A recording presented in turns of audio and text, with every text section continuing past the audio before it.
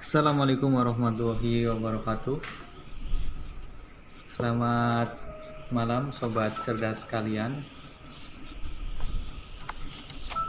Ya, malam hari ini Rumah Baca NHP akan membahas salah satu buku yang fenomenal di zamannya. Atau lebih tepatnya bukan membahas tapi audiobook. Saat ini kan anak-anak muda generasi milenial itu cenderung enggan untuk membaca, tapi lebih suka mendengarkan. Maka dari itu Rumah Baca NHP bermaksud menyediakan bacaan untuk anak muda dalam bentuk audio.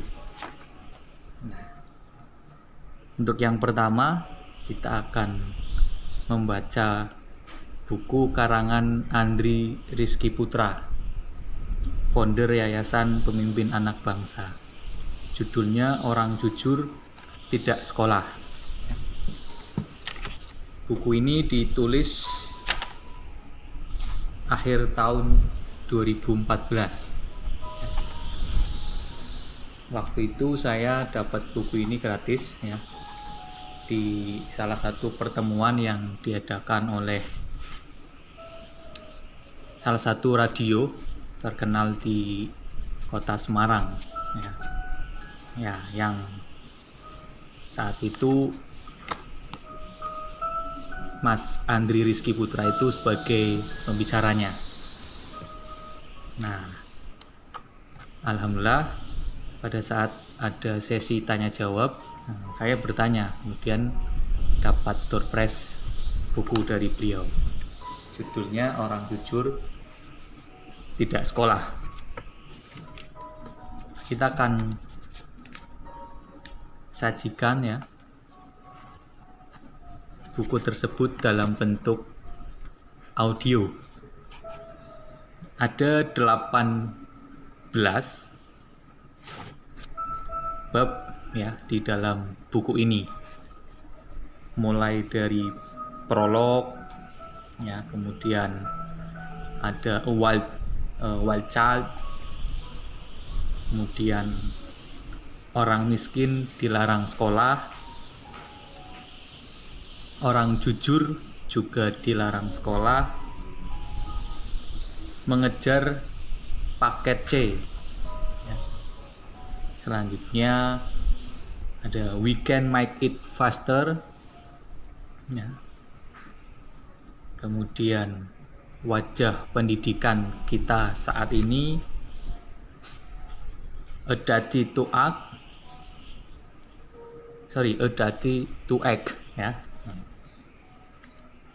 mendirikan Masjid Schooling, Yayasan Pemimpin Anak Bangsa, A Tribute for Education, menjalani dunia non-profit, Because I'm Possible. Ada epilog, kemudian frekuensi ask question tentang Yayasan Pemimpin Anak Bangsa. Di malam hari ini di tengah hujan rintik-rintik, kita akan mulai dari prolog terlebih dahulu.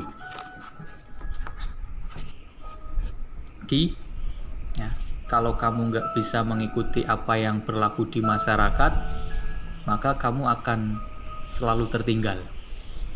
Kata-kata itu kuterima dari beberapa teman dan kerabatku saat aku tengah berada dalam kerisauan besar. Aku risau akan wajah dan sistem pendidikan Indonesia saat ini. Aku memiliki pengalaman panjang sebagai objek sistem pendidikan yang diskriminatif dan tidak jujur. Sebagai anak yang berasal dari keluarga kurang mampu, aksesku terhadap pendidikan sangat terbatas. Aku sering mendapat perlakuan tak adil hanya karena aku menunggak uang sekolah. Aku pun muak dengan penyelenggaraan ujian nasional yang penuh kecurangan. Aku merasa kecewa dengan sistem pendidikan yang tidak membebaskan. Oleh karena itu, aku memutuskan untuk berhenti sekolah di jenjang SMA, lalu menjelajahi sistem belajar paling cocok untukku.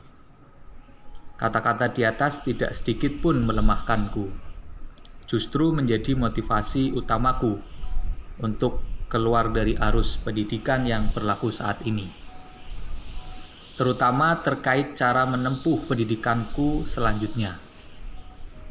Ucapan tersebut malah membuatku benar-benar mencari jalan keluar dari mainstream. Saat itu, sekolah formal masih dianggap menjadi satu-satunya model pendidikan yang paling dikenal dan diterima secara luas oleh setiap lapisan masyarakat, baik di Indonesia maupun di dunia. Keberadaan sekolah dianggap sebagai kendaraan utama bagi seseorang untuk menempuh dan meraih pendidikannya, dari jenjang sekolah dasar, sekolah menengah pertama, sampai sekolah menengah atas.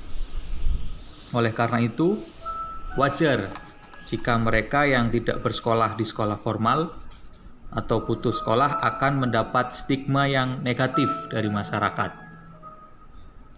Mereka dianggap calon orang gagal, bibit sampah masyarakat, dan kandidat pemegang status masa depan suram.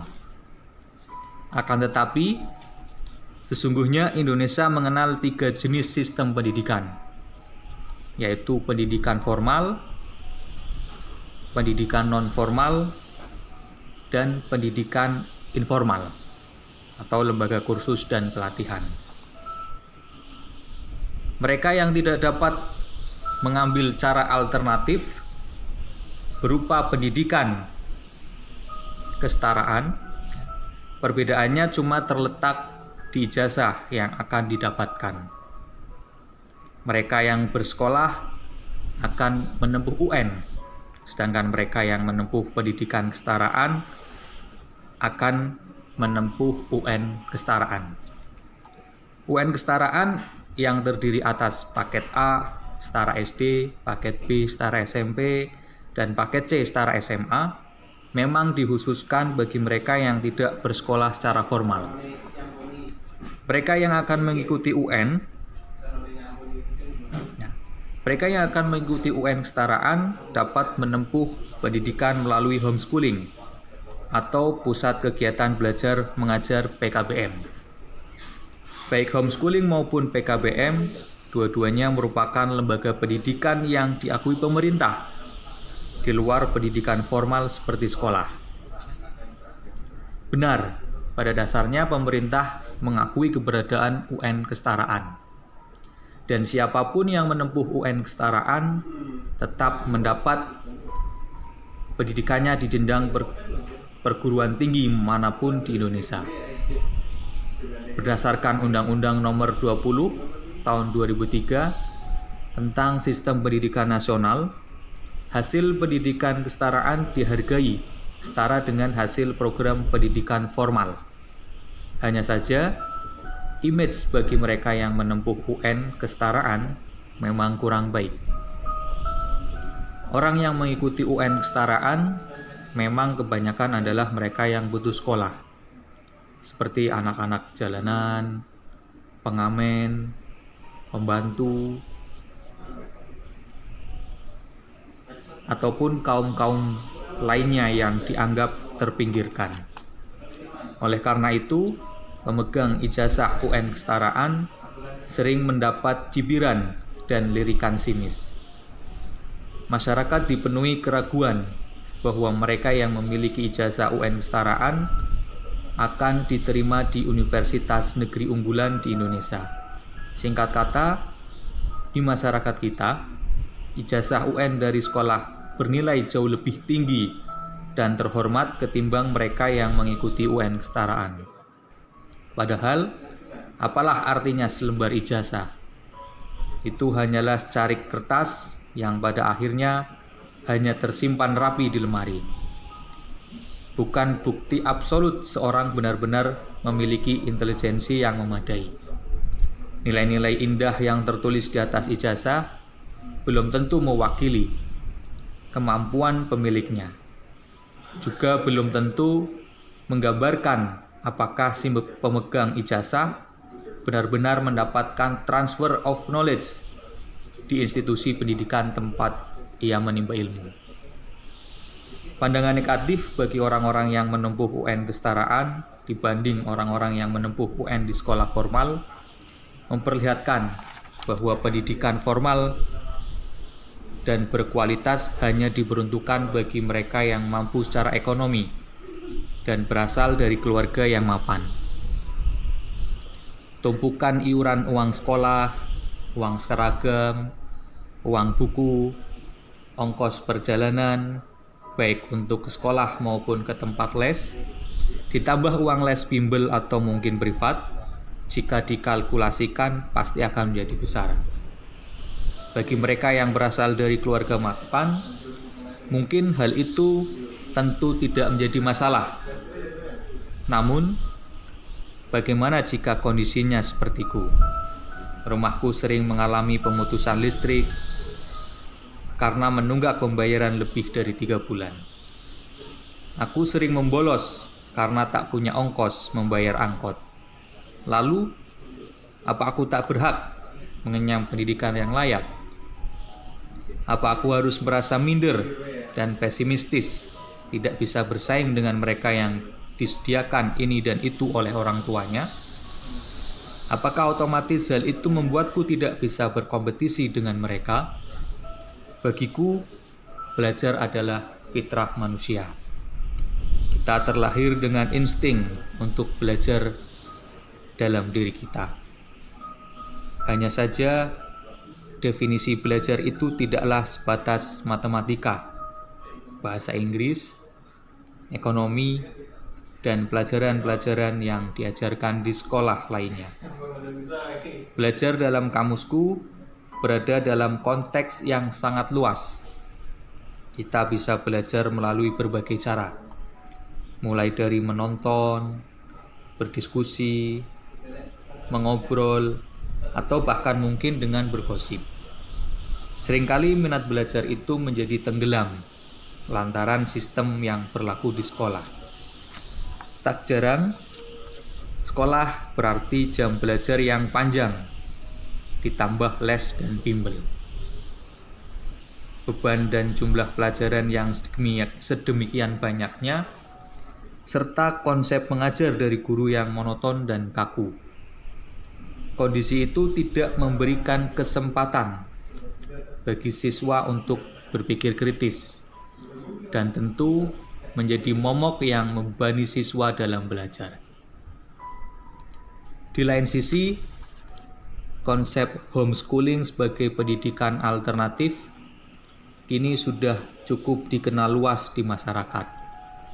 Namun, keberadaan mereka yang menempuh pendidikan dengan konsep homeschooling tetap saja mendapat stigma yang beragam.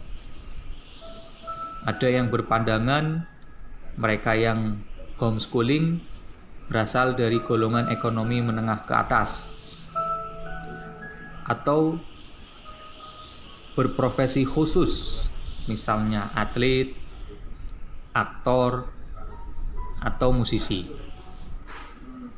Ataupun mereka yang merupakan anak berkebutuhan khusus.